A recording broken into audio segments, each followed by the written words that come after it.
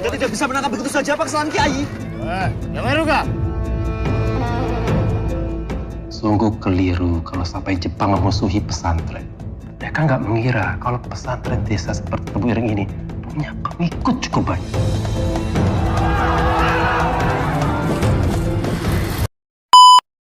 Assalamualaikum warahmatullahi wabarakatuh.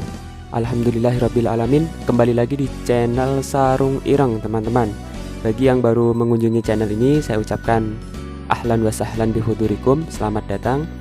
Terima kasih sudah meluangkan waktunya untuk mengunjungi channel ini. Semoga 1 MB yang panjenengan, yang Anda, yang sampeyan tasyarufkan untuk channel ini bisa bermanfaat dan mendapatkan keberkahan dari Allah Subhanahu wa taala. Jadi di channel ini teman-teman, yang belum tahu mungkin saya akan memperkenalkan diri. Nama saya Muhammad Fajar Ramadhani. Dan juga di sini saya tidak berniat untuk merasa menggurui ya, untuk merasa paling pintar, untuk merasa bahwa diri saya ini paling soleh, paling alim. Tidak, semuanya di sini sama, semua di hadapan kopi sama, teman-teman. Semua di hadapan Allah sama. Jadi di sini saya berniat untuk ya belajar bareng, sharing, kita ngobrol bareng, dan juga membahas kisah-kisah yang sudah dijelaskan di video saya yang pertama. Jadi langsung saja sesuai dengan ada yang di judul, bahwa dalam kesempatan kali ini kita akan membahas tentang alur cerita daripada film Sang Kiai, teman-teman ya. Oh ya, sebelumnya yang belum melihat video saya yang tentang wudhu, yang melanjutkan daripada video kemarin, saya minta waktunya ya. Al-insanu mahalul khoto' wan nisyan, bahwa memang manusia kan ya tidak luput dari salah dan lupa. Ya, kemarin saya ada kesalahan dalam menyebutkan kitab ya, teman-teman. Jadi ya, matan itu benar kitab aslinya. Jadi matan Ghoyah wa Takrib yang kemarin kita pelajari niku ya kitab aslinya, matan Ghoyah wa Takrib. Dan ini yang kitab saya baca yaitu syarah ya, Fathul Qorib Al-Mujib.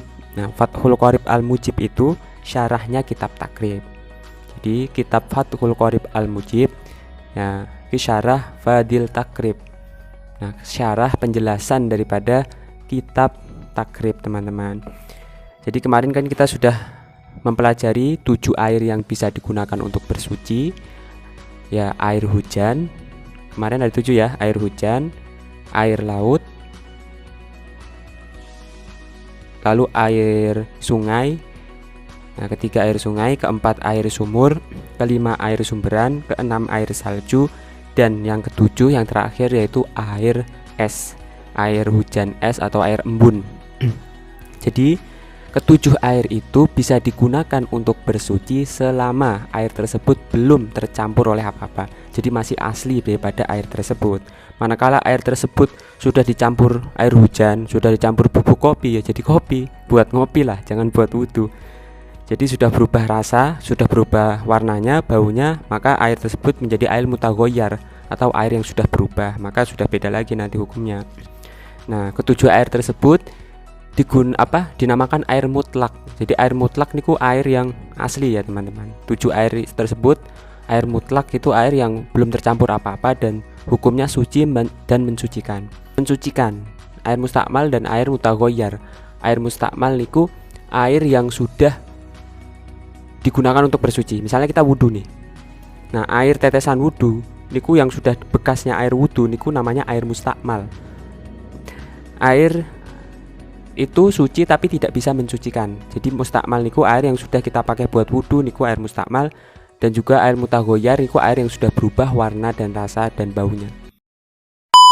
Diri kita paling bisa. Jangan sampai kita merasa diri kita lebih alim, merasa diri kita lebih pintar daripada yang lain, karena kesombongan yang menyebabkan iblis dikeluarkan dari surga. Semoga kita semua, semoga yang ada di channel ini tidak ada satupun yang tertinggal. Semoga berkumpulnya kita di sini walaupun secara online, walaupun lewat media YouTube, selama niat kita terus belajar, semoga Allah permudahkan kita untuk menuju surganya.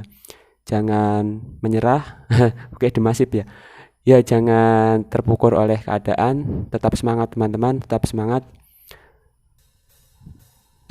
Jadi film Sang Kiai, teman-teman ya.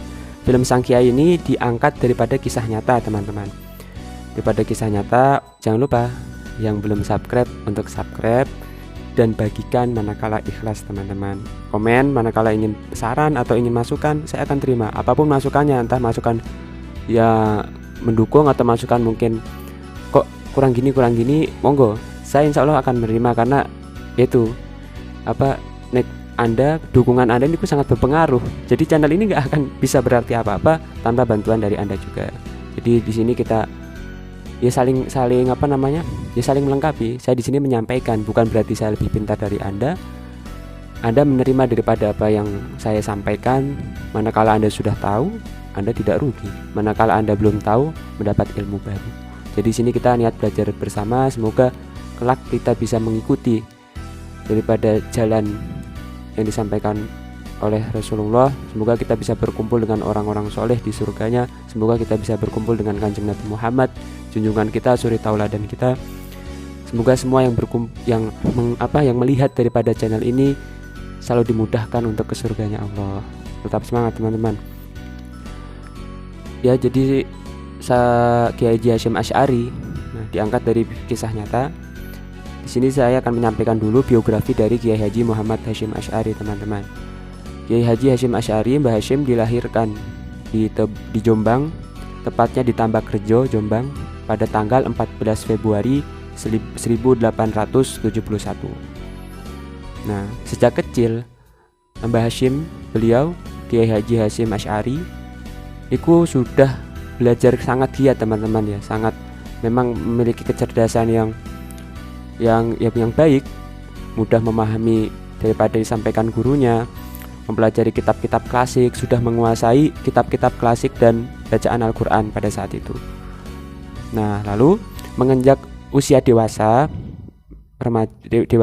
beliau belajar menimba ilmu ya selain di Indonesia. Contohnya Kiai Haji Khalil Bangkalan, guru beliau, selain menimba ilmu di Indonesia, beliau juga menimba ilmu dengan guru-guru dan para syekh di Mekah selama kurang lebih 7 tahun teman-teman ya. Nah, Syekh Nawawi Al-Bantani, niku juga guru daripada Mbah Hasyim. Nah, dua guru masyhur yaitu Syekh Nawawi Al-Bantani dan Ahmad Khotib Minangkabawi. Nah, niku guru daripada Mbah Hasyim. Nah, sepulang dari Mekah, beliau Kiai Haji Hasyim Asy'ari lalu mengabdikan dirinya untuk bangsa.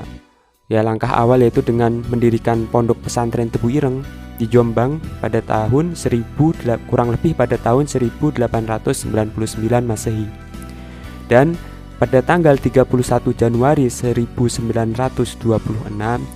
beliau dengan para ulama lainnya mendirikan jam'iyah, mendirikan organisasi, mendirikan ormas Islam Nahdlatul Ulama. Yang kita ketahui ya terbesar, ya banyak sekali daripada pengikutnya. Nah, juga setelah itu Indonesia walaupun sudah merdeka teman-teman ya, walaupun Insinyur Soekarno sudah memproklamasikan daripada kemerdekaan pada tanggal 17 Agustus 1945, namun Indonesia belum sepenuhnya merdeka. Jadi setelah proklamasi itu ya masih banyak tekanan-tekanan. Bahkan Jepang kembali lagi pada saat itu ya dengan iming-iming ingin memajukan ekonomi daripada Indonesia. Namun ya akhirnya disadari bahwa saat itu memang pada saat Jepang awalnya mengiming-imingi ingin memajukan ekonomi Indonesia, istilahnya membohongi lah, cuman buat penarik saja biar masyarakat percaya. Ya pada saat itu bendera merah putih disuruh diturunkan untuk diganti bendera Jepang. Terus rakyat Indonesia dipaksa untuk melakukan ya itu penyembahan kepada dewa matahari mereka atau yang dinamakan dengan Seikere. Jadi Seikere itu penyembahan kepada dewa matahari dengan cara membungkukkan badan. Nah itu ya jelas sangat bertentangan dengan syariat Islam, karena ya kalau soal akidah niku ya memang harga mati seperti yang didawuhkan oleh beliau Kiai Haji Muhammad Hasyim Asy'ari. Ya memang ya kalau akidah memang sudah harga paten teman-teman ya. Di Al-Quran juga kan lakum dinukum waliyadin. Jadi untukmu agamamu, untukku agamaku. Jadi kita menghormati daripada agama orang lain, tapi kita tidak boleh mencampur adukan antara agama ya. Jadi mereka percaya dengan keyakinannya, ya monggo kita menghormati, kita harus menghormati, tidak boleh kita menghina daripada kepercayaan mereka. Tapi kita tidak boleh mengikuti kepercayaan mereka. Langsung, jadi pertempuran November pada tanggal 10 November 1945 itu tidak terlepaskan daripada jasa ulama, jasa para pahlawan pada saat itu, yaitu Kiai Haji Hasyim Asy'ari ya. Dengan resolusi jihad itu, jadi 21 sampai 22 Oktober itu 1945 ya, mengadakan perkumpulan ulama. Waktu itu kan Soekarno bertanya atau meminta fatwa bagaimana hukumnya membela tanah air bukan membela Islam, membela tanah air bukan membela Islam. Akhirnya dihasilkanlah resolusi jihad itu yang mengharuskan masyarakat umat Islam bersatu untuk mengusir Belanda dan mati daripada itu ya adalah mati syahid. Jadi hukumnya fardu ain daripada membela tanah air itu. Ya kurang lebih isinya resolusi jihadnya seperti itu. Nah, film ya diawali. Nah, film ini direkomendasikan untuk para generasi bangsa ya, yang memiliki jiwa nasionalisme untuk terus menjaga kemerdekaan yang telah diperjuangkan oleh para pendahulu kita. Jadi ya kita doakan teman-teman. Manakala saat mengheningkan cipta, bagi yang muslim membacakan Fatihah setelah menyanyikan lagu mengheningkan cipta dengan seluruh itu, ya kita bacakan Fatihah dalam hati. Dan yang agama lain juga ya membaca doa dengan kepercayaan agama masing-masing. Nah, hubbul waton minal iman. Jadi cinta tanah air ya memang sebagian dari iman. Mahfudhoh ya, atau sebuah kata. Nah, diawali di Ponpes Tebu Ireng yang pada saat itu, kalau saja memang pada saat itu, kalau saja umat Islam bersatu, ya memang dari dulu pas Belanda mungkin kita bisa. Kenapa kita lama sekali jajah Belanda? Karena masih umat Islam pada saat itu masih terpecah belah, masih sendiri-sendiri. Makanya tujuan daripada organisasi Islam Nahdlatul Ulama itu ya untuk mempersatukan umat, untuk dia bisa menyatukan umat Islam agar bisa satu tujuan, satu komando pada saat itu. Nah, Jepang langsung pindah. Nah, dari suasana pondok pesantren Tebu Ireng yang awalnya tenang ya. Awalnya tenang, pada saat itu santri sedang mengaji, menjadi tegang. Jepang dan gerombolannya, Jepang dan para pasukannya itu datang ke pondok pesantren. Ya, dengan membawa pasukan dan mencari Kiai Haji Hasyim Asy'ari. Pada saat itu Kiai Haji Hasyim Asy'ari ingin diculik atau ingin ya diculik Belanda, diamankan Belanda karena beliau dituding menghasut masyarakat untuk tidak melakukan segere tentang dicukir waktu itu. Jadi beliau dituding menghasut masyarakat untuk tidak melakukan segere. Ya akhirnya ya para santri ya berusaha untuk menghalangi. Dan Jepang mengancam dengan menembak-nembakan ke segala arah untuk mengancam Mbah Hasyim untuk kalau tidak ikut maka santrinya semua akan dibakar, pondok akan dibakar. Ya jelas pada saat itu Mbah Hasyim lebih memilih maslahat, lebih memilih yang lebih utama, yaitu ya merelakan dirinya untuk dibawa Jepang ya agar para santri selamat pada saat itu.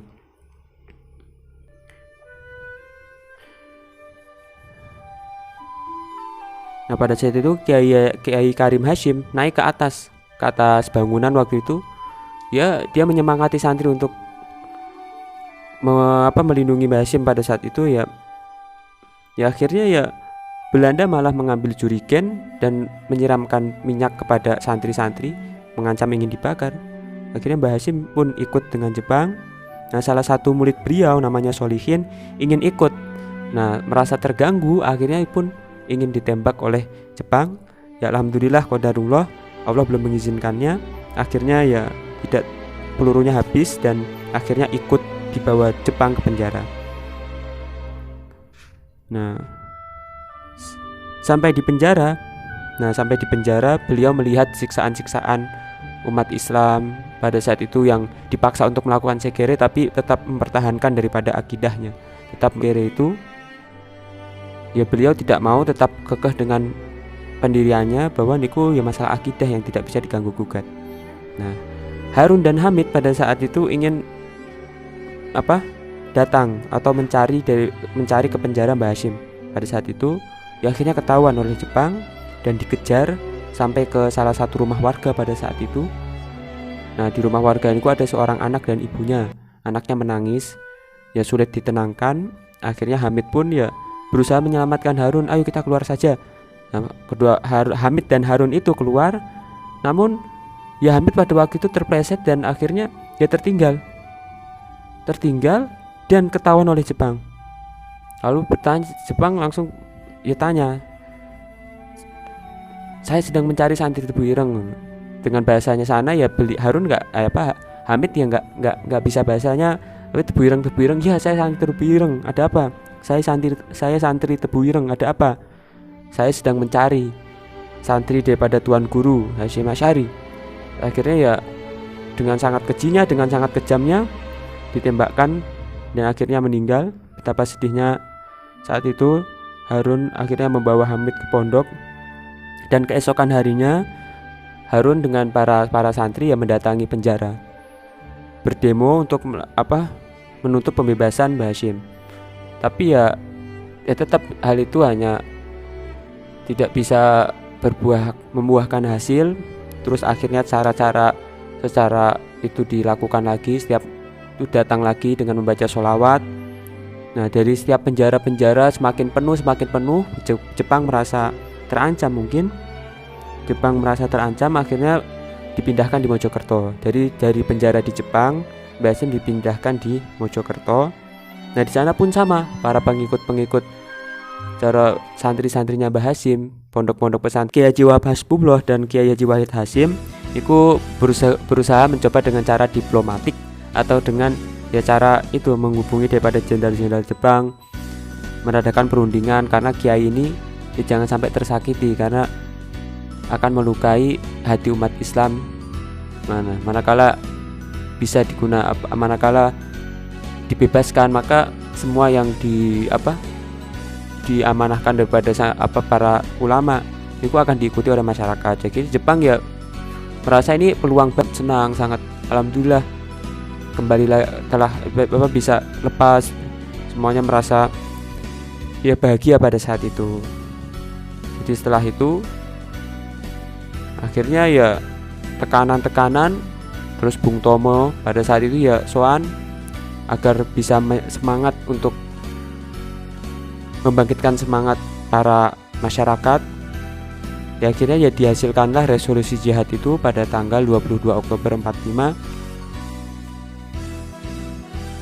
hingga pun akhirnya ya bisa Indonesia terbebaskan daripada jajahan daripada Jepang.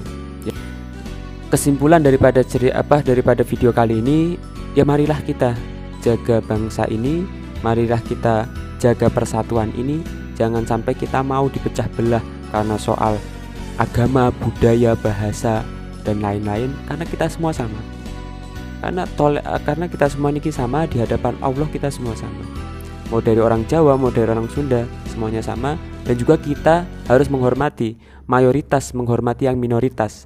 Kita yang umat Islam, Anda yang umat Islam, yang menghormati daripada kepercayaan orang lain, tidak memaksa untuk orang lain untuk menyembah apa yang kita sembah. Ya kan? Semoga Anda yang melihat video ini, semoga keluarga-keluarga Anda kelak manakala Allah panggil, Allah wafatkan dalam keadaan husnul khotimah, dalam keadaan sebaik mungkin, dalam keadaan membawa iman dan Islam dalam hati kita. Wallahu maufiq ila aqwamit thoriq, wabillahi taufiq wal hidayah, waridha wal inayah. Wassalamualaikum warahmatullahi wabarakatuh. Udah ya, monggo yang mampir keluar Kopjar kelemahan ke diri ya, yang jauh ke dekat kelemahan. Kalau yang dari mau ke arah Jombang itu jangan yang mau mampir, monggo